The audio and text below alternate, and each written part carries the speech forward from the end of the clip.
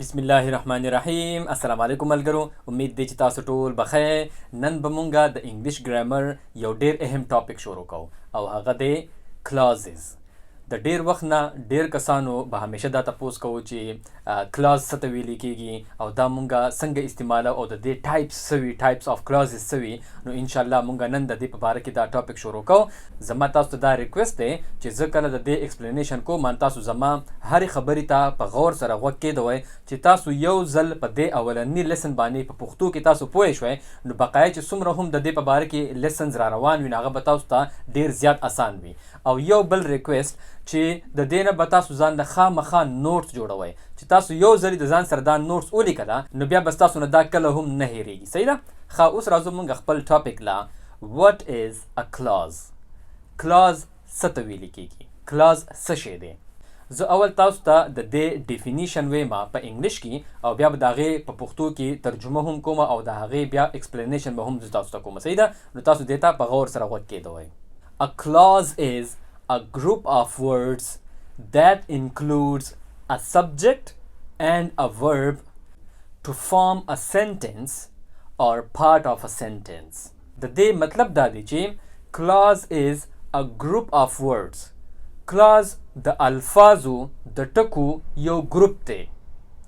that includes a subject and a verb چې په کم کې به یو subject وي او یو به پکې verb وي. to form a sentence چې هغوی یوه جمله جوړه کړي، یوه فقره جوړه کړي or part of a sentence او یا د یو جملې د یوې فقرې یوه حصه جوړه کړي. دا خو دی د دې ډیفینیشن. اوس د دې ټولې خبرې مطلب څه دی؟ اوس د دې ځای نه به تاسو ځان په پښتو کې پوه کوئ او په غور سره به زما خبرو ته غوږ دی. صحیح ده؟ ګوره، یو وي سنټنس او یو وي کلاز. اول مونږ راځو سنټنس له. صحیح ده؟ د دې نه به بیا تاسو په کلاز باندې صحیح پوه شئ.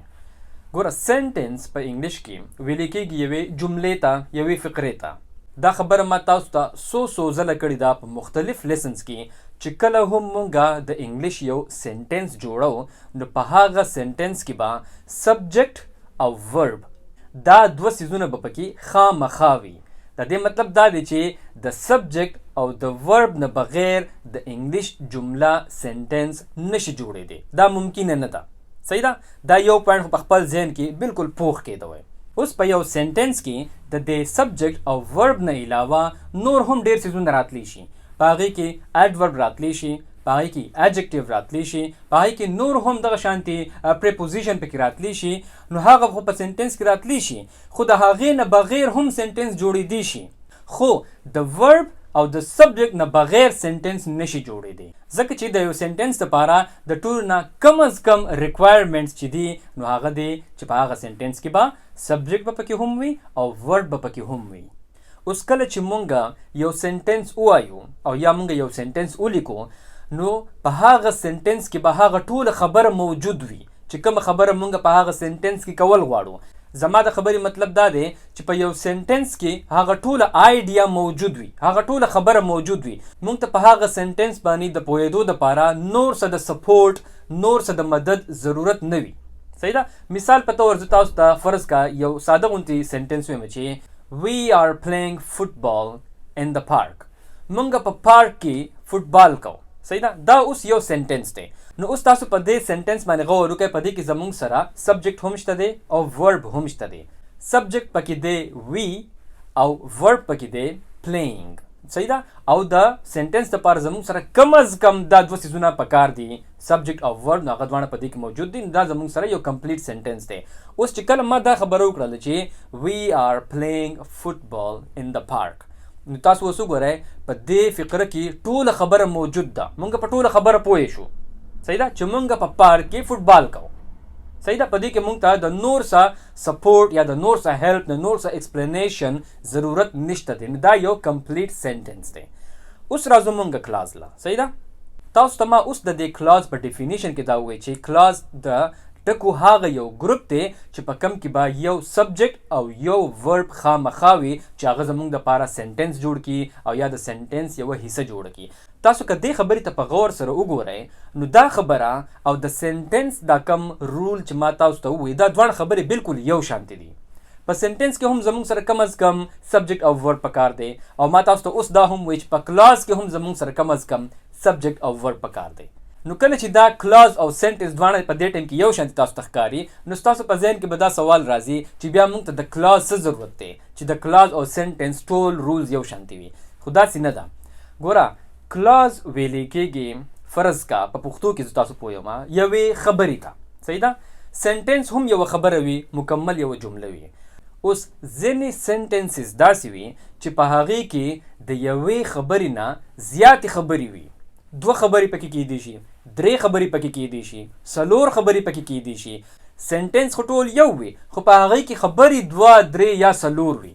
نو کله چې دغه 2 3 یا 4 خبرې وي نو په دغه ټایم کې بیا موږ ته د کلاز ضرورت پیښیږي ځکه چې دا یو کلاز بیا یوه خبره وي او بل کلاز بیا بله خبره وي او بل کلاز بیا بله خبره وي او دا مختلف کلازز موږ بیا په یو سنټنس کې لیکلی شو. سنټنس خو هم یو وي که نه خو په هغې کې بیا موږ مختلف خبرې اترې کولی شو. زه به تاسو له مخکې د دې اگزامپلز در کوم نو انشاءالله تاسو به زما په دې خبره باندې پوه شئ چې زما د دې خبرې څه مطلب دی. ښه اوس زه په دې ټایم کې تاسو له د کلاز یو اگزامپل در کوم. د ټولو نه آسان اگزامپل د ټولو نه سمپل اگزامپل دا کیدی شي چې د کیټ ایټس پیشو خوراک کوي. اوس تاسو دې ته وګورئ دا یو کلاز دی. د کیټ ایټس دا کلاز ولې دی؟ تاسو ته ما په ډیفینیشن کې ووایي چې په کلاز کې به یو سبجیکټ او یو ورب به پکې خامخا وي. نو اوس تاسو په دې سنټنس کې د کیټ ایټس په دې کې تاسو وګورئ په دې کې سبجیکټ څوک دی. سبجیکټ هغې ته ویلی کېږي څوک چې هغه ایکشن کوي. ایکشن کوونکي ته ویلی کېږي سبجیکټ. نو اوس چې زه کله وایم چې پیشو خوراک کوي نو په دې کې دا ایکشن څوک کوي؟ پیشو کوي که نه نو د کیټ په دې کې سبجیکټ شولو. اوس په دې ټوله خبره کې ایکشن کم یو کیږي، کم یو عمل کیږي.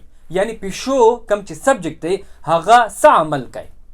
پیشو خوراک کوي. د کیټ ایټس نو کم یو ایکشن چې کیږي هغه ایکشن ته ویلی کیږي ورب که نه. نو اوس په دې خبره کې ایټس ورب دی. نو زموږ سره په دې کې 2 ټکي دي کیټ او ایټس او په دې کې یو سبجیکټ دی او یو ورب دی او همدا 2 څیزونه زموږ دپاره پکار دي په کلاز کې او همدا 2 څیزونه زموږ دپاره په سنټنس کې هم پکار دي. نو اوس دا خبره د کیټ ایټس دا یو کلاز هم دی او دا یو سمپل سنټنس هم دی. دواړه دي. صحیح ده. اوس دا خو شو یو د ټولو نه آسان اگزامپل. صحیح ده. اوس فرض که زه دا خبره په یو بله طریقه باندې وکړم او په دې یو سنټنس کې زه 2 خبرې وکړم. مثال په طور زه وایم چې the cat eats and the dog is watching. پیشو خوراک کوي او سپی ورته ګوري. صحیح ده. فرض که دا یو زه اسې یو سنټنس وایم. اوس تاسو دې سنټنس ته وګورئ. دا خو دې ټول یو سنټنس مکمل. the cat eats and the dog is watching. ټول یو سنټنس دی. خو په دې سنټنس کې تاسو وګورئ په دې کې په اصل کې 2 خبرې دي. یو خبره پکې دا ده د کیټ ایټس پیشو خوراک کوي او دویمه خبره پکې دا ده چې د ډاګ از واچینګ سپی ورته ګوري. صحیح ده. سپی ورته کېږي. نو اوس په دې کې خبرې 2 دي خو دا موږ په یو سنټنس کې لیکلی دي. نو اوس په دې کې دا د کیټ ایټس دا یو ځان له کلاز دی او د ډاګ از واچینګ دا یو ځان له کلاز دی ځکه چې په دې دویم کلاز کې هم زموږ سره سبجیکټ هم شته دی او ورب هم شته دی. د ډاګ پکې سبجیکټ دی او واچینګ پکې ورب دی. نو دا هم یو کلاز دی. نو په یو سنټنس کې 2 کلازز راغلله. اوس دلته کې دا یو خبره یاد ساتئ چې په انګلیش کې عام طور 2 کلازز په یو سنټنس کې استعمالیږي یا زیات نه زیات 3 کلازز استعمالیږي. تاسو 4 او 5 هم استعمالولی شئ خو هغه کامن نه ده او هغه سنټنس به بیا ډېر زیات اوږد شي. نو د هغې بیا څه مطلب نه جوړیږي. خلک به پکې بیا کنفیوز کیږي. نو د دې وجې نه د انګلیش په یو سنټنس کې د ټولو نه زیات 2 کلازز استعمالیږي چې هغه خبره بیا ډېره زیاته اوږده هم نشي او په یو سنټنس کې 2 خبرې راشي. نو اوس تاسو له چې ما دا کم یو اگزامپل درکو د دې په رڼا کې که مونږ وګورو نو کلاز د څه نه جوړیږي؟ سبجیکټ پلس ورب از ایکول ټو کلاز. صحیح ده. نو دا خو شو کلاز. ښه اوس راځو لږ مخکې. په انګلیش کې د کلازز بنیادي طور 2 قسمونه دي. There are 2 basic types of clauses in English. independent clause او dependent clause. کله چې هم مونږه په انګلیش کې proper sentences جوړول غواړو یعنی صحیح جملې جوړول غواړو نو د هغې دپاره په دې دواړو باندې په دې independent clause او په dependent clause باندې پوهېدل ډېر زیات ضروري دي. نو اوس تاسو دې دواړو ته په غور سره غوږ کېدوئ. صحیح ده. اول به مونږ کوو independent clause. independent clause ته main clause هم ویل کېږي چې دا د یوې جملې د یو سنټنس main clause دی. اول تاسو په دې ټکي باندې ځان پوهیږئ چې انډیپینډنټ ویلې کېږي څه ته. ګور تاسو به دا اورېدلي که نه دا زمونږ انډیپینډنس ډے ده. انډیپینډنس ویلې کېږي ازادۍ ته که نه زمونږ د ازادۍ ورځ وي. انډیپینډنټ دې ته ویلې کېږي چې څوک په چا باندې منحصره نه وي. صحیح ده. یو کس په خپله باندې هر څه کولی شي. د چا د سپورټ ضرورت ورته نه وي. د چا د مدد ضرورت ورته نه وي. هغې ته ویلې کېږي انډیپینډنټ. صحیح ده. دغه شانتي فرض کا یو کس انډیپندنت وي. فرض کا زه یو انسان یم او زه یو انډیپندنت انسان یم. د هغې وجه دا ده چې زه په خپله باندې مثال په طور خپلې پیسې په خپله باندې ګټمه د خپلو بچو خیال په خپله باندې ساتمه ما ته د چا د مدد ضرورت نشته دی. نو زه انډیپندنت یم. زه په چا باندې منحصره نه یم. نو دغه شانتي انډیپندنت کلاز هغه کلاز ته ویل کېږي کم کلاز چې په خپله باندې پوره معنی د یوې خبرې ورکولی شي. په هغې باندې د پوهېدو دپاره موږ ته د نورو څه خبرو ضرورت نه وي. So, an independent clause is a group of words that includes a subject and a verb and can form a sentence on its own. دا هغه د الفاظو یو ګروپ دی چې په هغې کې به یو سبجیکټ او یو ورب پکې موجود وي او کم چې په خپله باندې یوه جمله جوړولی شي یو سنټنس جوړولی شي هغې ته د نور ایکسپلینیشن ضرورت نه وي. which can stand alone on its own. کم چې په خپل وجود سره ودرېدی شي. هغه ته د بل چا د مدد ضرورت نشته. هغې ته د نور ایکسپلینیشن ضرورت نشته. مثال په طور د ټولو نه یو آسان انډیپندنت کلاز زه ویلی شم چې حمزه ریډز. حمزه لوستل کوي یعنی کتاب لولي. صحیح ده. حمزه ریډز. اوس ګورئ په دې کې صرف دوه ټکي دي خو دا کمپلیټ سنټنس دی ځکه چې په دې کې زموږ سره حمزه سبجیکټ دی او ریډز پکې زموږ سره ورب دی او په دې خبره کې موږ ته د بل چا د نور څه ایکسپلینیشن ضرورت نشته دی. دا په خپله باندې یو مکمل خبر دی چې حمزه لوستل کوي. په پښتو کې هم دا تاسو ګورئ دا یو پوره خبره ده. صحیح ده. نو دغه شانتي دا یو انډیپندنت کلاز دی. یا دغه شانتي فرض که زه یو بل ډېر زیات آسان غوندې انډیپندنت کلاز واخلم او زه ووایم چې they play هغوی لوبه کوي. نو اوس تاسو وګورئ په دې کې هم زموږ سره یو سبجیکټ دی دی پکې سبجیکټ دی او پلی پکې ورب دی. دوی صرف دوه ټکي خو دا یو کمپلیټ سنټنس دی. صحیح دی. د دوو ټکو نه جوړ دی ځکه چې د یو سنټنس دپاره زموږ سره صرف سبجیکټ او ورب کافي دي او همدغه شانتي دا زموږ ریکوایرمنټس دی د کلاز دپاره هم چې په هغې کې به کم از کم یو ورب او یو سبجیکټ وي. نو هغه دواړه زموږ سره په دې کې موجود دي. نو دی پلی دا یو کلاز هم دی او دا یو کمپلیټ سمپل سنټنس هم دی او دا یو انډیپندنت کلاز دی ځکه چې په دې کې هم ټوله خبره موجود ده. دی پلی هغوی لوبه کوي. نو په دې باندې موږ په اسانه باندې پوهېږو چې د دې خبرې څه مطلب دی. په دې باندې د پوهېدو دپاره موږ ته د نور څه ایکسپلینیشن ضرورت نشته دی. نو دا هم یو انډیپندنت کلاز دی. نو هر انډیپندنت کلاز هغه یو سمپل سنټنس هم وي. هغه په خپله باندې سټینډ کوي. هغه په خپله باندې یوازې ودرېدی شي. هغه په خپله باندې یوازې هم مکمل خبر ورکوي مکمل معنی ورکوي. صحیح ده. نو دا خو شولو انډیپندنت کلاز. اوس راځو مونږه ډیپندنت کلاز لا. اوس ډیپندنت کلاز د دې انډیپندنت کلاز مکمل الټه دی او تاسو ته به د دې نوم نه هم پته لګېدلی چې دا مکمل الټه دی. ډیپندنت کلاز ته سبارډینیټ کلاز هم ویل کېږي. دا د دې دویم نوم دی سبارډینیټ کلاز او د دې ډیفینیشن دا دی چې a dependent clause is a group of words which is not a sentence but adds information to the main part of a sentence. د دې مطلب دا دی چې dependent clause د الفاظو هغه یو ګروپ دی کم چې په خپله باندې یو سنټنس نه وي کم چې په خپله باندې یو جمله نه وي خو هغه کم چې د هغه سنټنس کم مین پارټ وي کم چې د هغه سنټنس فرض کا مین کلاز وي د هغې په باره کې مونږ ته نور انفارمیشن راکوي. it adds information to the main part of a sentence. صحیح ده؟ نو د دې په خپله باندې څه خاص مطلب نه وي، دا په خپله باندې یو نامکمل خبره وي، په دې باندې مونږه پوره صحیح نه پوهیږو، خو د دې چې کوم دا انفارمیشن دی دا زمونږه د سنټنس چې کوم هغه مین کلاز دی د هغې په باره کې مونږ ته نور انفارمیشن راکوي، د هغې په باره کې مونږ ته نور معلومات راکوي. نو دې ته ویل کېږي ډیپینډنټ کلاز. یو دی انډیپینډنټ کلاز، هغه یو آزاد کلاز دی، یو دی ډیپینډنټ کلاز، هغه یو غلام کلاز دی. صحیح ده؟ په آسان الفاظو کې غلام متمازه کوي چې ډیپینډنټ ویل کېږي په چا باندې منحصره وي، څوک په چا باندې انحصار کوي.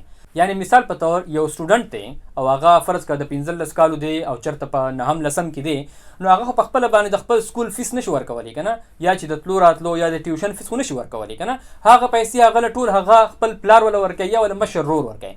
نو په هغه ټایم کې هغه الک هغه سټوډنټ په خپل پلار باندې ډیپینډنټ دی یا په خپل رور باندې ډیپینډنټ دی، په هغوی باندې منحصره دی چې هغه د دوی د سکول فیس ورکړي، د دوی د تلو راتلو خرچه ورکړي، د دوی د خوراک پیسې ورکړي، د هغوی د ټیوشن پیسې ورکړي. نو دغه شان دې ته ویل کېږي ډیپینډنټ. اوس ډیپینډنټ کلاز به بیا هغه کلاز ته ویل کېږي، هغه خبرې ته به ویل کېږي چې په هغې کې به هم سبجیکټ به پکې هم وي او ورډ به پکې هم وي، ځکه چې کلاز خو دی که نه، د هر کلاز دپاره دا شرط دی چې په هغې کې به سبجیکټ هم وي او ورډ به هم وي. خو ډیپینډنټ کلاز به بیا هغه کلاز ته ویل کېږي چې په هغې کې به سبجیکټ او ورډ به پکې وي، خو د هغې باوجود به هغه خپله پوره معنی نشي ښکاره کولی، په هغې باندې به سړی مکمل نه پوهېږي چې د دې خبرې په اصل کې مطلب څه دی. نو په هغې باندې د پوهه کېدو دپاره بیا موږ ته د هغې سره د نور ایکسپلینیشن ضرورت وي. نو د دې وجې نه دې ته ویلی کېږي ډیپینډنټ کلاز چې په دې باندې د پوهه کېدو دپاره موږ ته د بل چا د مدد ضرورت وي، د نور ایکسپلینیشن ضرورت وي، دا په نور یو خبره باندې یا په بل یو کلاز باندې ډیپینډ کوي چې د هغې په وجه باندې موږ بیا په دې خبره باندې پوه شو. نو دې ته ویلی کېږي ډیپینډنټ کلاز.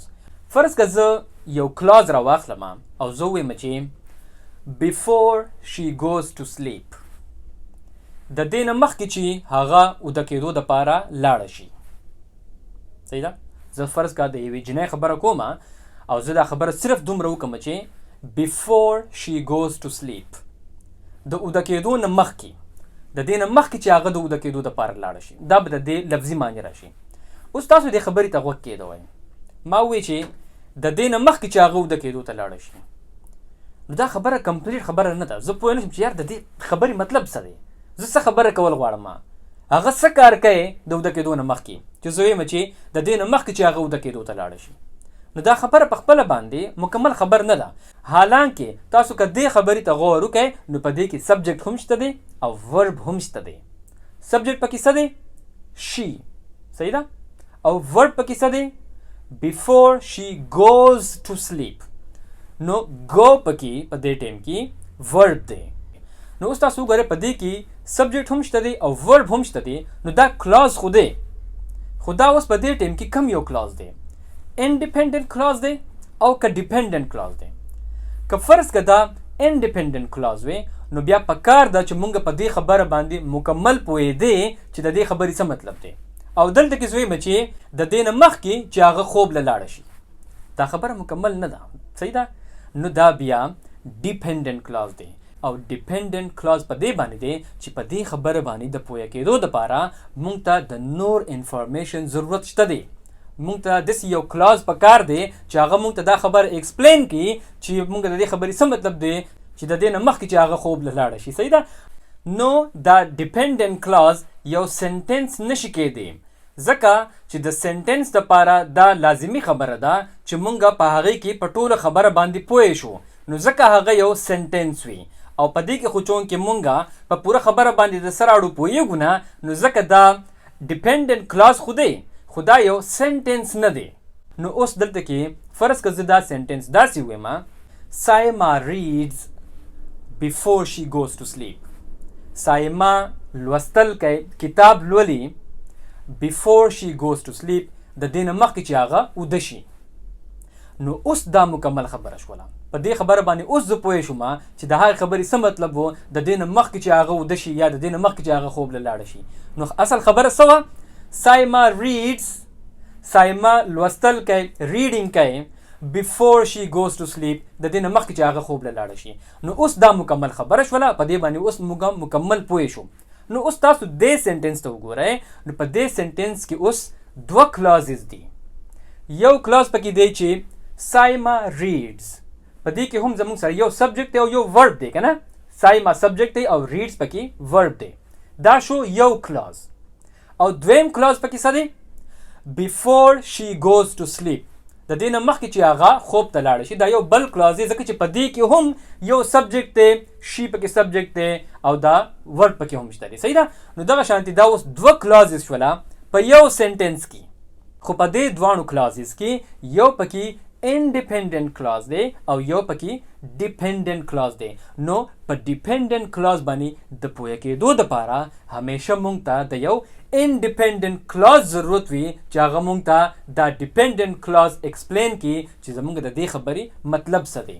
نو اوس کم چې هم دا ډیپندنٹ کلاز و before she goes to sleep، نو په دې کې تاسو خیال وکړئ په دې کې دا before چې لګېدلی دی نو دا په اصل کې یو کنجنکشن دی.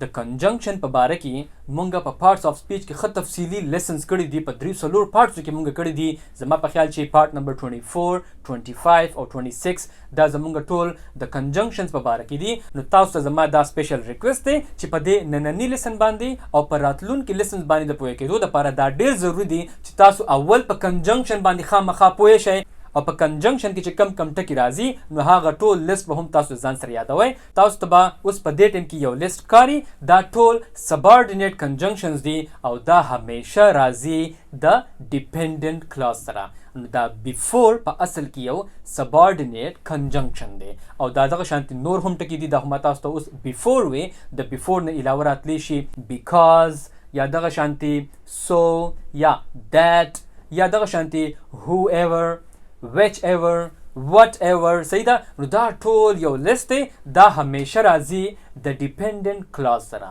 نو اوس دا خبره تاسو په خپل ذهن کې کېدوئ چې کله هم تاسو په یو سنټنس کې فرض کا دوه کلازز راغلي نو چې د کم کلاز سره هم دا سبارډینیټ کنجنکشن کې هر یو ټکی راغلی وي نو پوه شئ چې هغه کلاز ډیپندنٹ کلاز دی، ځکه چې ډیپندنٹ کلاز زیاتر راځي د سبارډینیټ کنجنکشن سره.